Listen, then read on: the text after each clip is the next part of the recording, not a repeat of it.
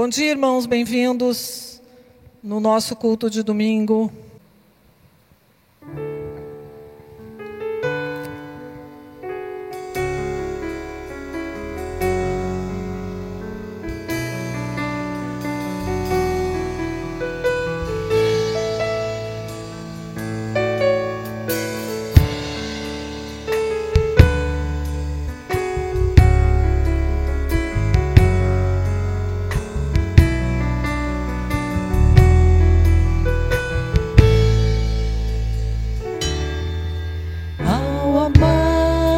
De minha alma cantarei, fica bem cantar louvores a Jesus, como sóis de intensidade em plena luz, tal a glória do amado eu cantarei. É Jesus, razão maior de eu viver, de existir, de conhecer e prosseguir, de jamais desanimar frente ao porvir, de lutar, cansar, mas nunca esmorecer. Ele é meu amado, meu Salvador, Senhor da vida e preferido meu. Ele é luz que arde em resplendor, é aquele que a Bíblia diz ser Deus.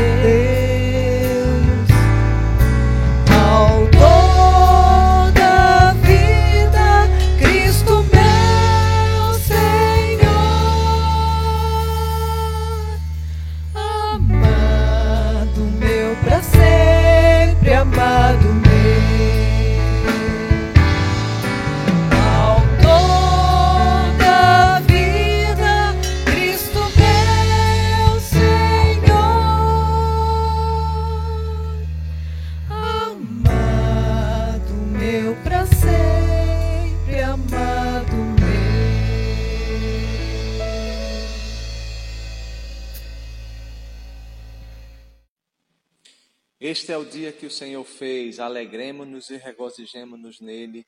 Amém. Que bom estarmos juntos em família, na casa de Deus, como povo de Deus, celebrando a Ele que nos tem dado toda a vida. Mas sabe, a palavra de Deus nos ensina que todos nós pecamos e estamos afastados da presença gloriosa do Senhor. Mas a boa nova do Evangelho é que pecado confessado é pecado perdoado. Por isso vamos iniciar esse culto em contrição, confessando diante de Deus os nossos pecados e transgressões. Curva a sua cabeça, feche os seus olhos e ore comigo nessa hora. Obrigado, Senhor, por esse novo dia. Obrigado pela celebração da vida. Mas reconhecemos que o Senhor é perfeito, justo e bom, mas reconhecemos também o nosso estado de pecado.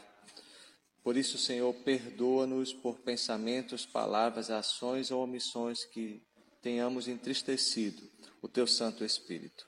Fala conosco no dia de hoje, nesse culto e nessa hora. Te oramos e te agradecemos em nome e por amor de Jesus. Amém.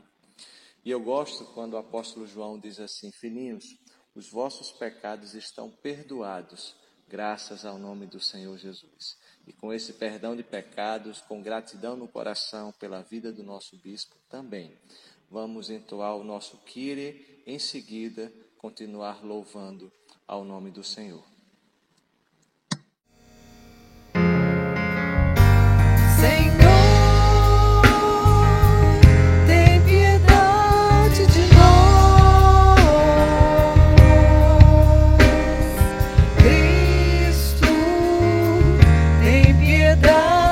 De nós,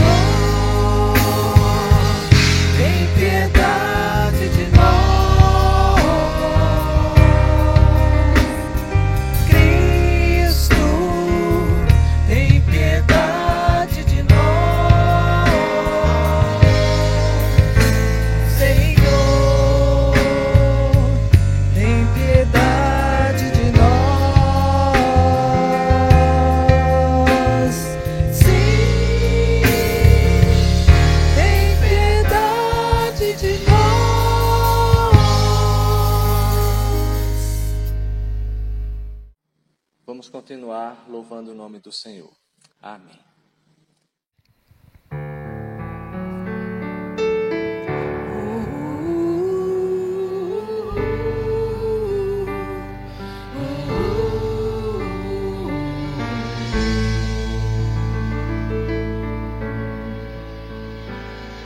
Bendize, ó minha alma, ao Senhor. Senhor, Tu és maravilhoso, vestido de glória e majestade, coberto de luz como de um manto. E são as cortinas da Tua morada, os céus numa noite estrelada.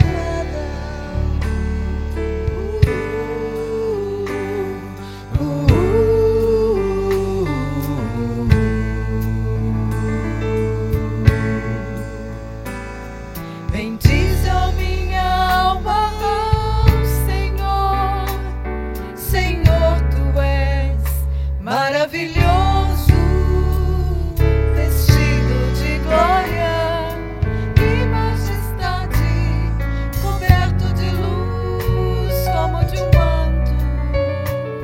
E são as cortinas da Tua morada, os céus numa noite estrelada. A Tua casa se ergue sobre as nuvens. Deus vai ligeiro nas asas do vento, e fica muito claro esse momento.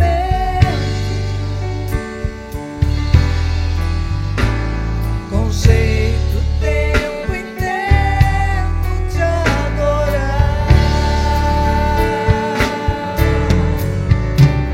Bendize, ó minha alma, bendize ao Senhor,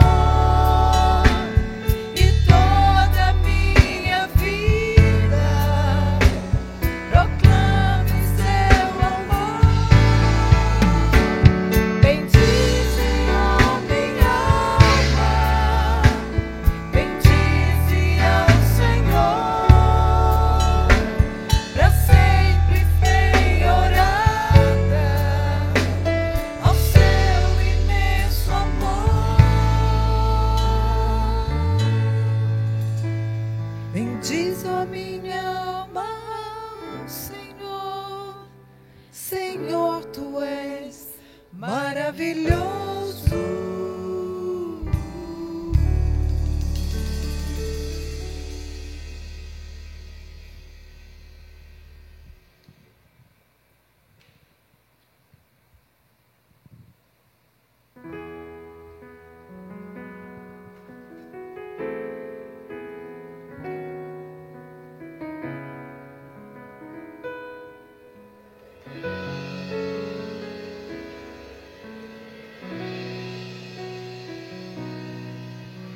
Santo, que toda a terra proclame, Ele é santo. Esse é o nosso Deus, outro igual não há. Santo, somente Ele é magnífico em santidade. Todo joelho se dobrará e toda língua confessará.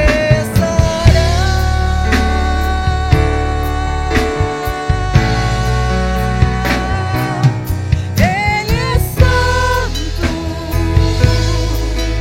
Senhor onipotente, grande e excelente é o seu nome.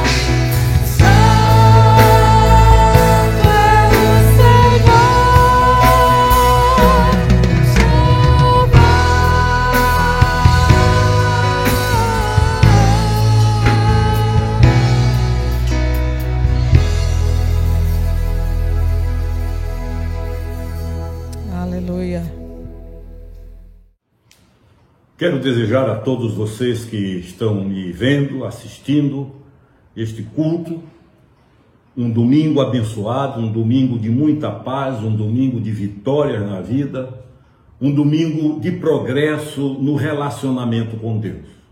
Eu tenho insistido ao longo dos anos que a vida com Deus, a vida cristã, não é religiosa, no sentido em que se tornou a palavra religiosidade.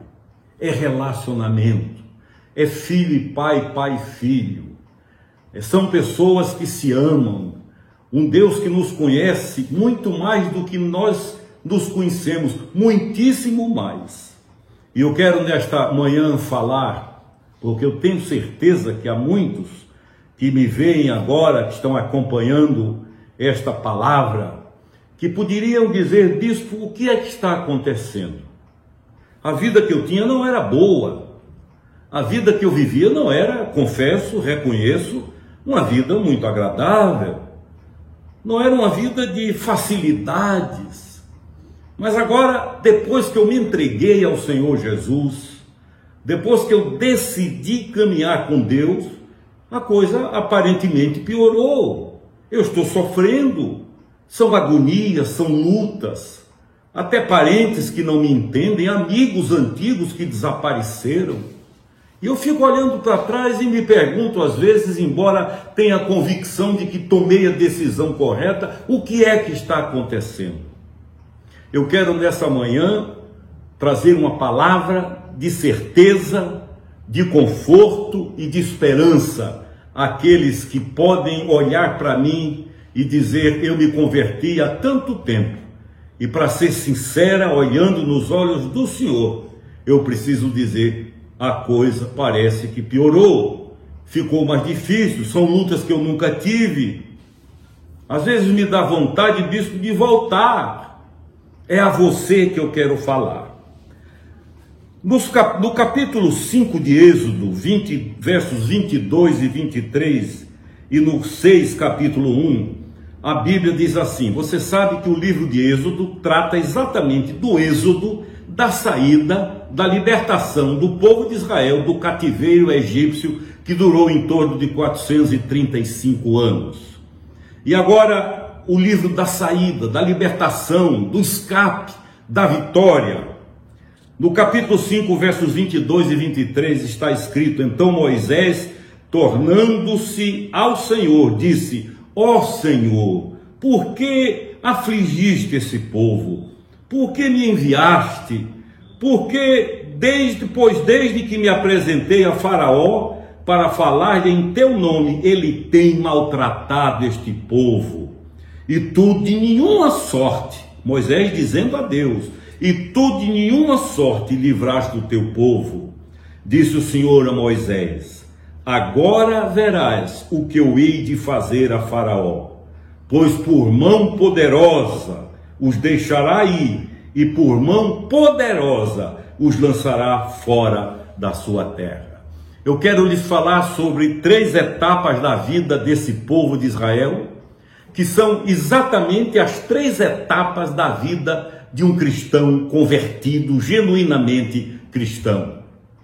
A minha vida, a sua vida, a vida de quem toma a decisão de andar com Deus, obedecer a palavra de Deus, servir a Jesus, ela é também dividida em 3 grandes momentos que eu quero aqui chamar de Egito, deserto e Canaã. Egito, deserto e Canaã. Ou, em outras palavras, escravidão, sofrimento e redenção. Por trás de tudo, e se nós estudarmos o Antigo Testamento, que é a primeira parte da Bíblia, com cuidado, com detalhes, nós vamos descobrir que por trás destas agonias suportadas por 435 anos, havia esperança, havia uma promessa de um Deus que eles sabiam que não falharia. Essa promessa era a visão do futuro. Não havia sido um homem qualquer que havia prometido, mas já durava 435 anos que a dor, a redução de uma escravidão numa superpotência daqueles dias como o Egito, ela era amenizada, enfrentada, encarada pela confiança, pela esperança numa promessa de um Deus que nunca mentiu. Foram 435 anos de dor, de humilhação, de agonia, e o que restava na alma de muitos era um sentido, um sentimento de que o tempo conspirava contra a promessa. Na nossa vida, na minha e na sua, nós temos a mesma história: Egito, deserto e Canaã. Egito refere-se ao tempo da incredulidade, ao tempo do vale tudo, ao tempo de ninguém me segura, ao tempo do eu faço o que eu quero, eu vou para onde eu quero, eu realizo o que der na cabeça. O tempo em que não havia satisfação a ser dada a ninguém e cada um era dirigido pelos próprios instintos, sentimentos, sugestões interiores. E esse é o tempo do Egito, é o tempo da escravidão, escravidão da transgressão, escravidão do pecado. Eu conheço pessoas que sofreram na escravidão do pecado, gente que tinha a vontade subjugada, dor, choro, esperança bombardeada, agonia, sofrimento, não faz o que deseja e faz o que não deseja, não há futuro no horizonte, a rotina é constante, a mesmice que mata. Gente que muitas vezes diz assim: a última vez, prometo a mim mesmo, e ninguém duvide, que esta é a última vez que eu faço, para descobrirem depois em choro amargo, em lágrimas quentes, que voltariam a fazer. Estavam escravos. O Egito ofereceu tudo que uma potência pode oferecer, e tornou-se de tal forma, visto isso, que anos depois, já no deserto, onde sobre o qual falaremos daqui a pouquinho, alguns, quando viram o deserto, queriam voltar. Lá era melhor, na vida passada, na vida que eu vivia. Apesar de ser uma vida de escravidão, do pecado, da transgressão, era melhor do que aqui, porque eu tinha o que eu buscava, eu tinha o que eu queria, eu tinha um prazer que me era oferecido. Egito é a época da escravidão, queridos. Pessoas que são subjugadas por vícios, choram porque querem deixar, mas não conseguem.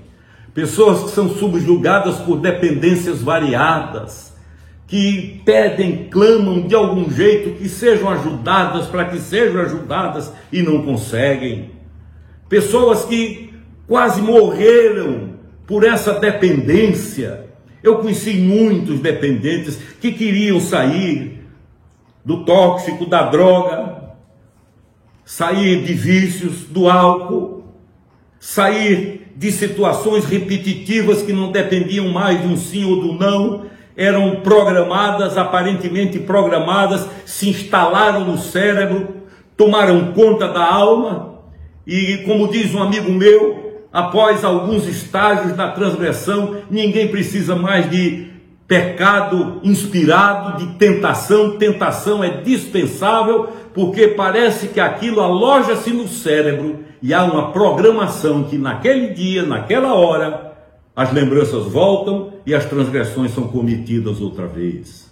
É a vida no Egito, que significa a escravidão de um pecado, de um vício, é o choro, é a vontade de fugir, mas não consegue. Jura que nunca mais fará, mas repete. O que era esperança se transforma num funeral.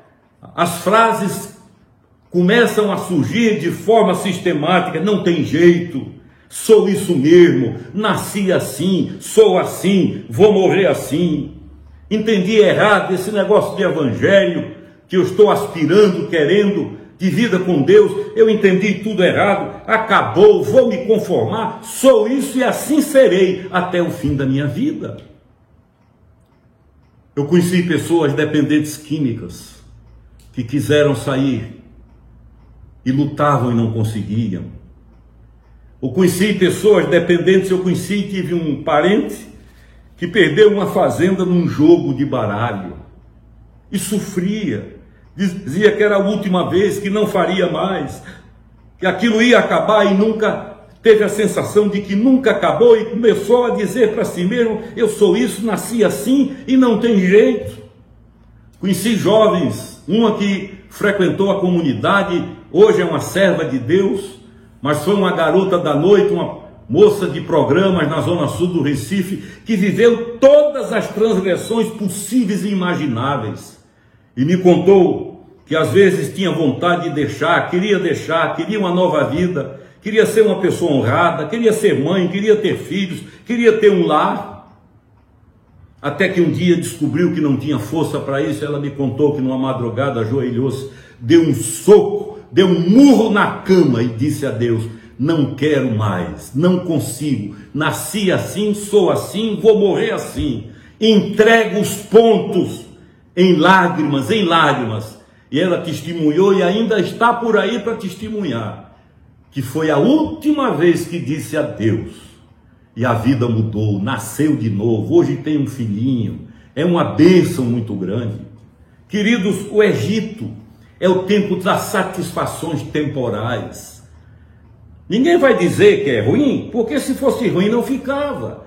Tem um prazer, tem um momento, tem uma satisfação, tem um gosto. O que a Bíblia chama de Egito é a ilusão de que a escravidão tem seu lado bom, de que a escravidão ela nos alimenta de alguma forma, e não percebemos que ela retira de nós uma das coisas mais extraordinárias que Deus nos deu, que é a capacidade de decidir: eu quero, eu não quero, eu vou, eu não vou, eu posso, eu não posso, eu compro, eu não compro. Só quem perde isso, às vezes, é que descobre o quanto perdeu.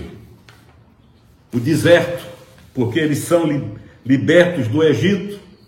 Eles saem da superpotência, liderados por Moisés e mais alguns, e depois de uns dias de viagem, enfrentam o primeiro problema intransponível. Eles se veem perseguidos pelo grande exército do soberano faraó, de um lado e do outro montanhas, e na frente o mar vermelho, forte. Ainda hoje lá está. Quem já viajou comigo ao Egito e a Israel, viu aquele mar, tomou banho naquele mar. Um mar de águas bonitas, um mar que divide nações. E eles se viram frente a frente com aquela coisa tremenda. E eu imagino que devem muitos ou quase todos pensado assim: para que saímos dali? Olha aí no que deu. Saímos de lá, deixamos casa que não era boa, deixamos uma vida de escravos, mas pelo menos tínhamos comida, tínhamos dormida. Agora vamos nos acabar aqui. Para a esquerda e para a direita, montanhas, para trás, o maior exército do mundo naquele tempo, e na frente, um mar, e eles a pé. O Egito, o deserto, é o início das provações. Provação é diferente de tentação. Deus não tenta a ninguém, diz a Bíblia, está escrito, mas Deus prova. Prova não para que Ele conheça, mas para que nós nos conheçamos. Prova para que as ilusões que temos a nosso respeito sejam destruídas, desmontadas, desfeitas e caiamos na realidade. Agora Deus deixa o povo de Israel num beco sem saída, nem para a direita, nem para a esquerda, repito, nem para frente, nem para trás. É a hora da reclamação, é a hora do desabafo. Vamos morrer aqui, é aqui que nós vamos nos acabar, é aqui que nós vamos perder a nossa vida. E eles não percebiam que ali começava um curso dado por Deus, um curso ofertado por Deus, um curso de vida, um curso de dependência dele. Eles precisavam aprender que é mais seguro depender de Deus do que do óbvio que nós vemos, do que nós apalpamos, tocamos. Que é mais seguro depender de Deus do que de toda uma estrutura econômica, política, social, poderosa, tida como imbatível, tida como invencível. Nada se compara à segurança que se tem em Deus.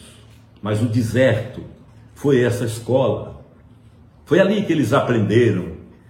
Deus chega e percebe a aflição.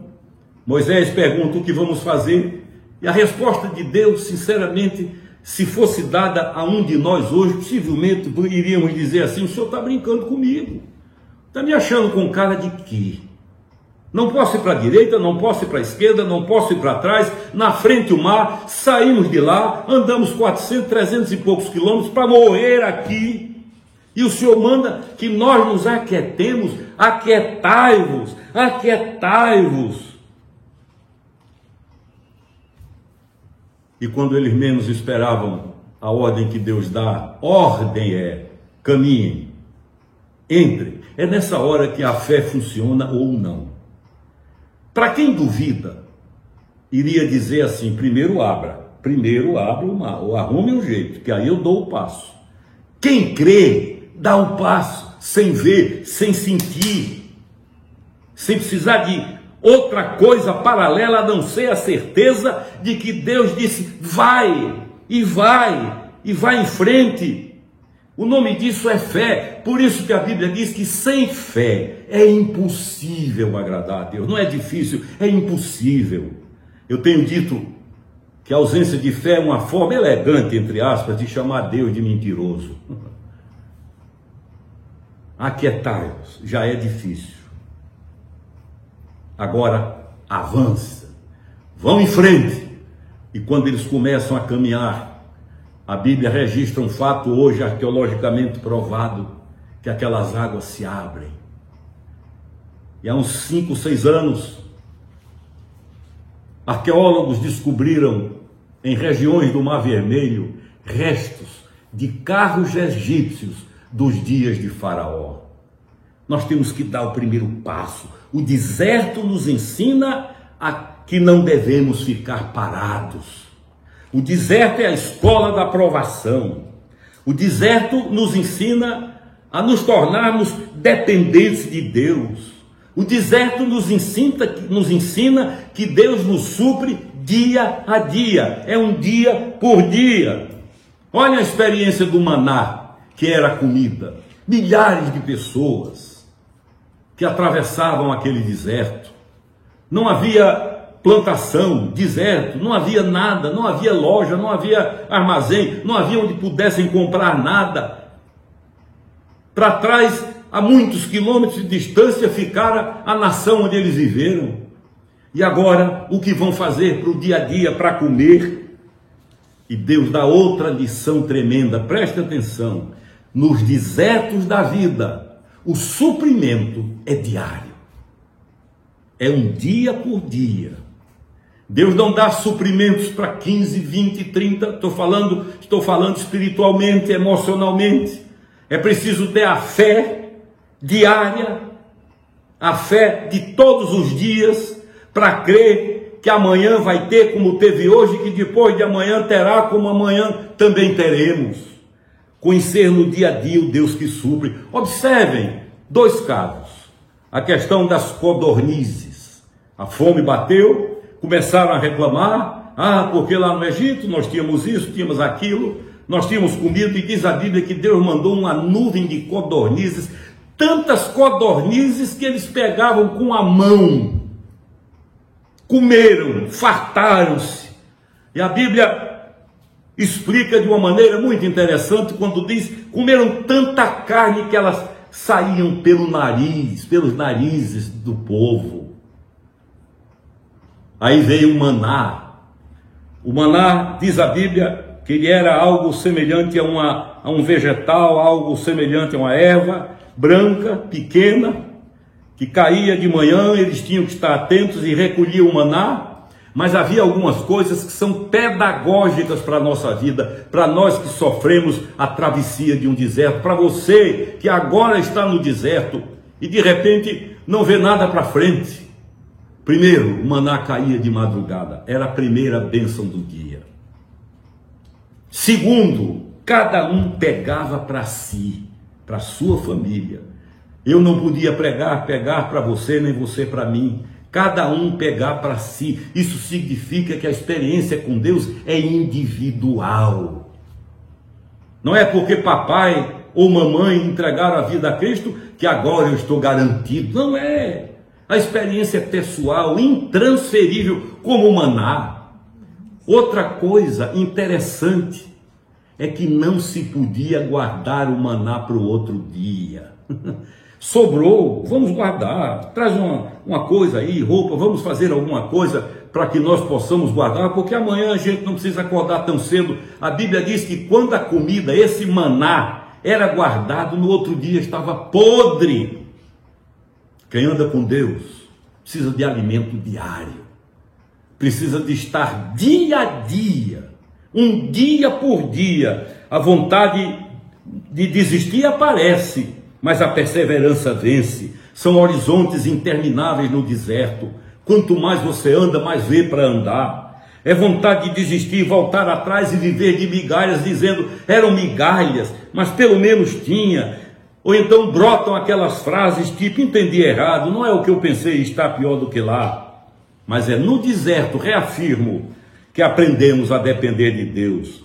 Charles Spurgeon, um dos grandes avivalistas da Inglaterra, um homem de Deus conhecido até hoje, ele disse, as melhores aulas que Deus me deu, Ele ministrou na minha vida, no escuro, foi quando Ele apagou as luzes e eu não vi nada. Tudo escuro na sala de aula.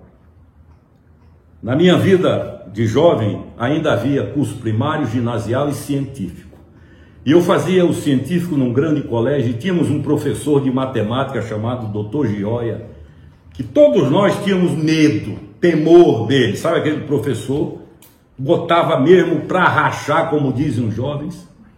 E um dia faltou energia, todo mundo foi embora, todo mundo saiu, a classe ficou sem ninguém, a energia voltou, ele entrou na classe, não tinha ninguém, e sabe o que ele fez? Deu toda a aula sem um aluno na classe. Deu toda a matéria daquele dia. E avisou depois que seria a matéria da prova. Spurgeon disse, as melhores aulas que eu tive foram no escuro, quando eu não via nada, quando eu não podia resolver, quando não havia solução em mim, quando eu não podia dar jeito, quando eu aprendi a depender de Deus. E finalmente, queridos, depois do deserto, onde aprendemos que reclamar não resolve, onde aprendemos que Deus quer que a gente viva do suficiente, não do supérfluo. Deus não dá supérfluo. Eles aprenderam que as roupas não envelheceram, 40 anos de deserto, as roupas não envelheceram, diz a Bíblia, os calçados não estragaram, onde dúvidas são respondidas com milagres, água brotando de pedra, codornizes, como eu disse, que aprendemos que o deserto não é residência do salvo, é um tempo pedagógico, de aulas de Deus. E finalmente, encerrando, chegam à fronteira de Canaã.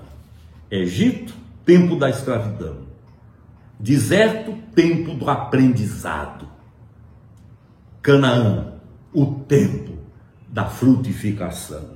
O destino final. Antes de entrar em Canaã, contudo, viveram as últimas lutas. Tiveram que atravessar o Jordão, num lugar difícil de ser atravessado. Tiveram que enfrentar a grande cidade de Jericó, uma superpotência da época, inimigos tidos como invencíveis. Mas eles atravessaram, entraram na terra de Canaã, diz a Bíblia, a terra que mana leite e mel, a terra da promessa. E quando eles entram, eles descobrem que a promessa foi cumprida totalmente e de forma exagerada. Deus é exagerado quando quer nos abençoar, quando nos abençoa. E olhe bem, concluindo, quando você que saiu do Egito e no deserto achou que a vida de escravo era melhor do que estar ali com Deus, já teve vontade de voltar ao passado, à velha vida. De repente você entra em Canaã, quando entra, ainda atravessa um Jordão, mas diz um velho hino, o Jordão eu não atravessarei só. Vem a fortaleza de Jericó, a maior fortaleza da época, e você diz, não é possível que eu saí do Egito, atravessei 40 anos de deserto, para agora ficar perdido aqui, mas quando você vê tudo ser derrubado por Deus, você entrando em Canaã vai descobrir 3 coisas, presta atenção. Deus nunca lhe chamaria para o pior. É um processo de educação, de transformação. Você vai descobrir que a alegria será tão grande da nova vida, que apagará a memória do sofrimento, que apagará as dores que o sofrimento causou, apagará o desejo de voltar ao Egito, apagará as queixas do deserto. De repente tudo faz sentido, de repente tudo aparece como um plano bem feito, bem idealizado por Deus. E você, ao invés de lembrar dores, desfrutará da alegria de estar na terra que Deus lhe prometeu. A segunda coisa, você vai descobrir que a paz reinará. Finalmente, paz. Os atritos, as guerras, as brigas comerciais, familiares, religiosas, tudo isso desaparece e você vai perceber agora o que é paz. Você vai dizer para você mesmo: eu não sabia o que era paz. E em terceiro e último lugar, você vai ter como alimento o que brota da terra que a Bíblia chama de terra que mana leite e mel, alimento e doçura. E você vai louvar a Deus.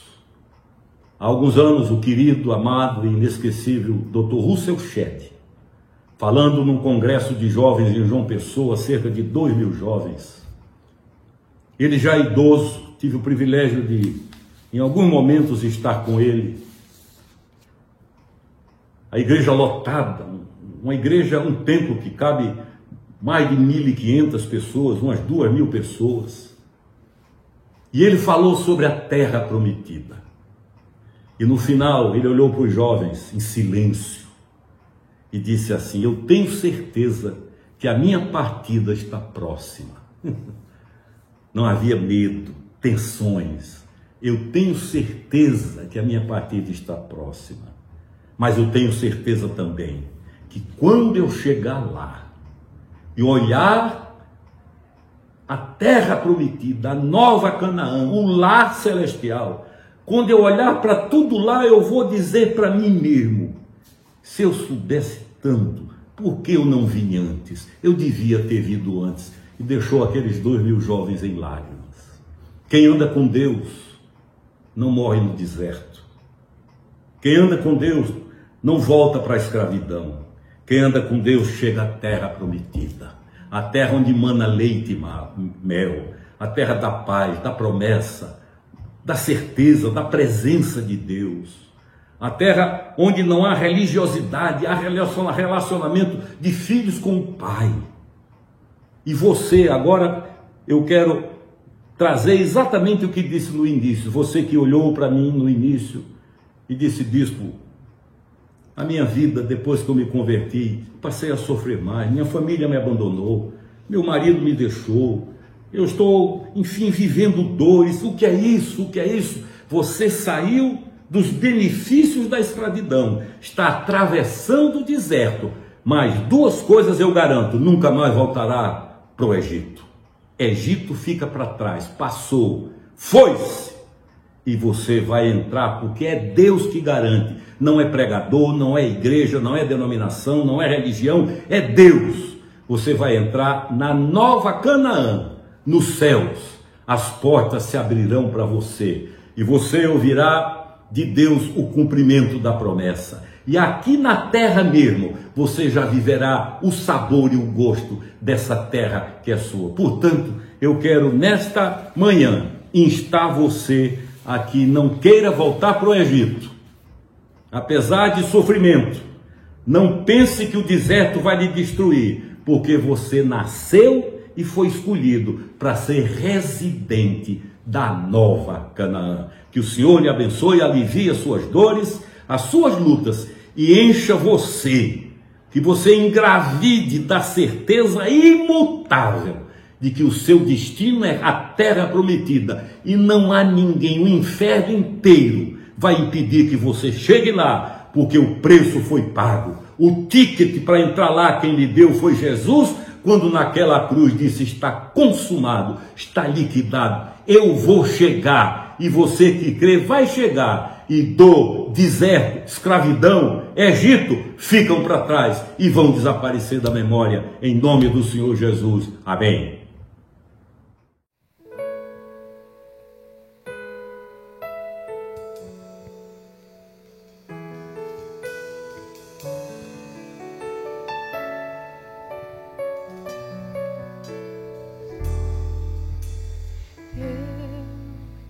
queria ter mais que uma voz, mais que um amor, que uma vida pra te oferecer,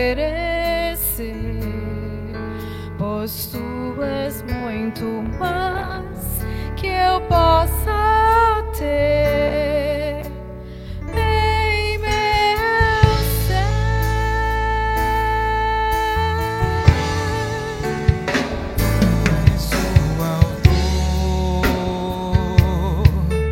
Aquele que pintou com perfeição a vida, tu és o Senhor. Aquele que me amou e és o meu Deus, meu Senhor. Minha vida é pra o teu louvor, meu Deus, meu Senhor. Minha vida é pra o teu louvor.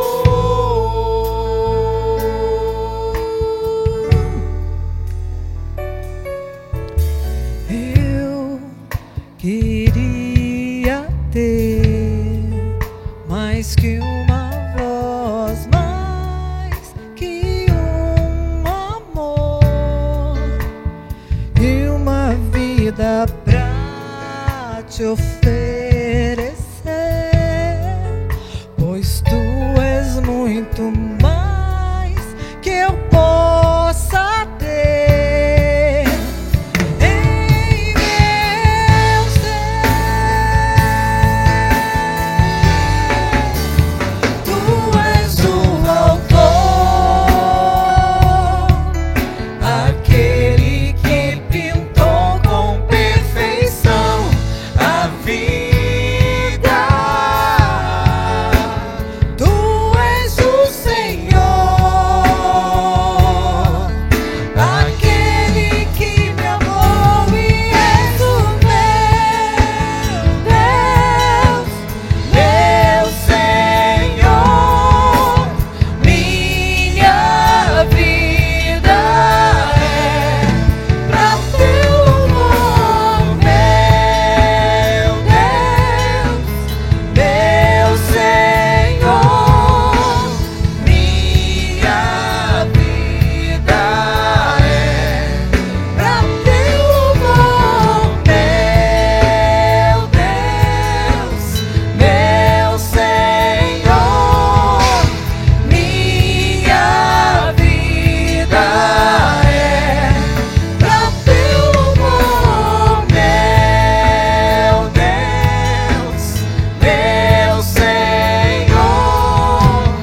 Minha vida é pra teu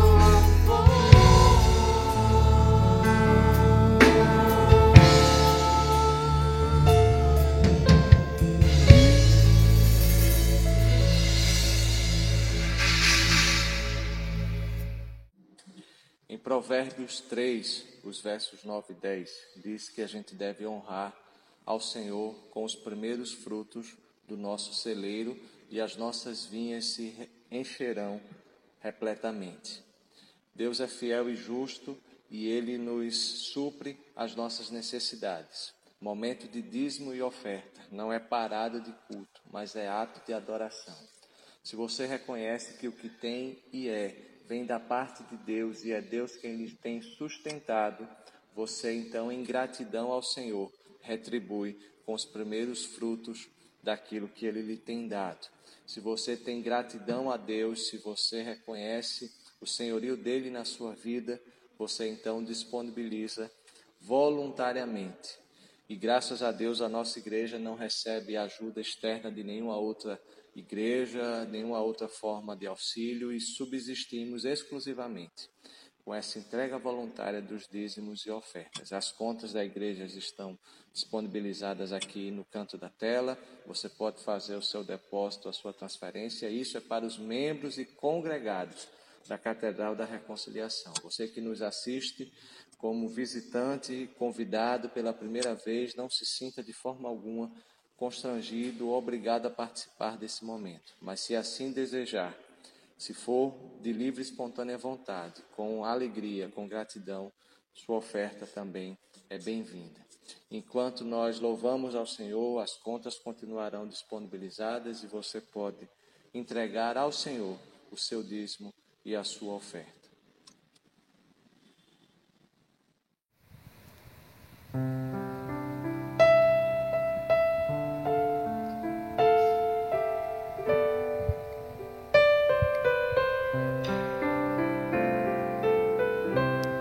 Não tenho palavras para agradecer tua bondade. Dia após dia me cercas com fidelidade. Nunca me deixes esquecer que tudo que tenho, tudo que sou, o que vier a ser, vem de ti, Senhor. Não tenho palavras para agradecer tua bondade. Dia após dia me cercas com fidelidade. Nunca me deixes esquecer que tudo que tenho, tudo que sou, o que vier a ser, vem de ti, Senhor. Dependo de ti, preciso de ti, sozinho nada posso fazer. Descanso em ti, espero em ti, sozinho nada posso fazer. Nunca me deixes esquecer que tudo que tenho, tudo que sou, o que vier a ser, vem de ti, Senhor. Tudo que tenho, tudo que sou, o que vier a ser, entrego a ti, Senhor.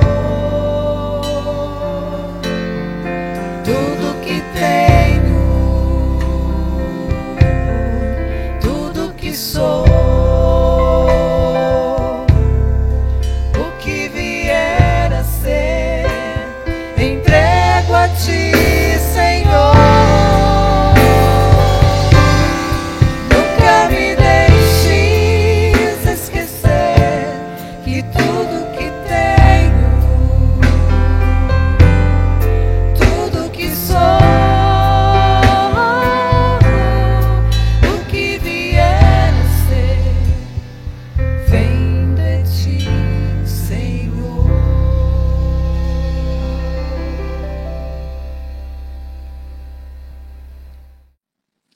Amém. Graças a Deus por isso.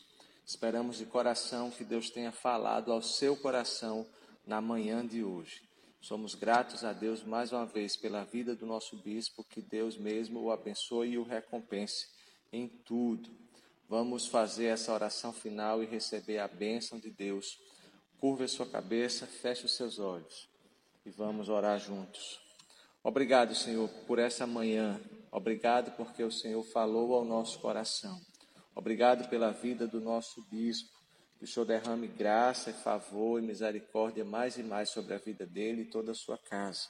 Nos despede agora na tua paz e nos dá um início de semana, guardado e protegido por teus santos anjos. E agora que o amor de Deus, o eterno Pai, a graça salvadora de Jesus Cristo, as eternas e incomparáveis consolações do Santo Espírito, seja sobre todos nós, sobre as nossas famílias, sobre todo o povo de Deus e sobre o nosso bispo e a sua casa, hoje e sempre. Amém. Vamos juntos dizer o nosso ide. Ide na paz de Cristo, sede corajosos e fortes, no testemunho do Evangelho entre os homens. Servi ao Senhor com alegria, no poder do Espírito Santo. Aleluia. Um bom início de semana a todos. Que Deus a todos nos abençoe. Amém.